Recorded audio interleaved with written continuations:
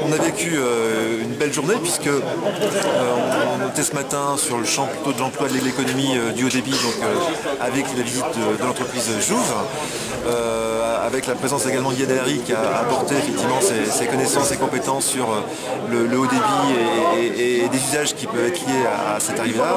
Donc très heureux effectivement de constater que les choses ont avancé, y compris sur Mayenne et sur le Nord Mayenne.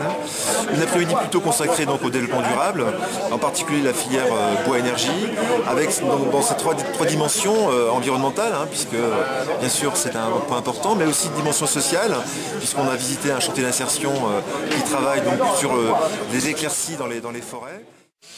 Autant ça paraît dans beaucoup de cas assez facile d'acquérir des compétences techniques et des compétences pratiques et des gestes, autant le retour sur ce qui a fait dans beaucoup de cas échec chez eux, c'est allergique. C'est difficile d'y retourner. Sauf que si on veut que ces gars-là retournent vers l'emploi, et c'est quand même bien l'objectif, eh bien, il faut bien balayer tous les champs.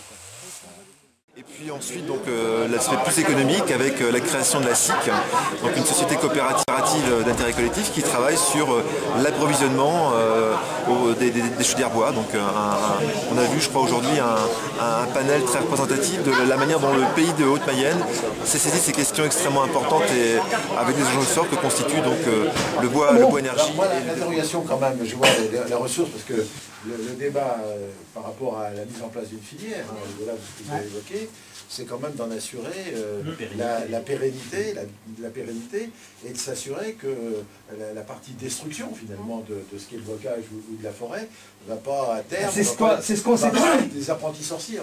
Dès le début. Une réunion publique qui s'est également bien passée puisque une soixantaine de personnes étaient présentes, donc avec là encore des témoignages sur l'énergie. J'ai présenté en ce qui me concerne la politique régionale en matière d'énergie, donc on a pu démontrer tout ce qu'on a pu faire pendant ces 6 ans et ce qu'on va mettre en place prochainement. Et puis aussi d'autres témoignages qui sont venus conforter, étayer ces réflexions-là. Et puis Jacques qui a ensuite conclu sur un discours beaucoup plus général et qui a démontré une nouvelle fois sa parfaite connaissance de la région, de ses enjeux, d'une région à la fois stratège mais qui aussi apporte des éléments à la vie quotidienne des gens. Donc voilà, une belle journée aujourd'hui qui est très prometteuse d'avenir.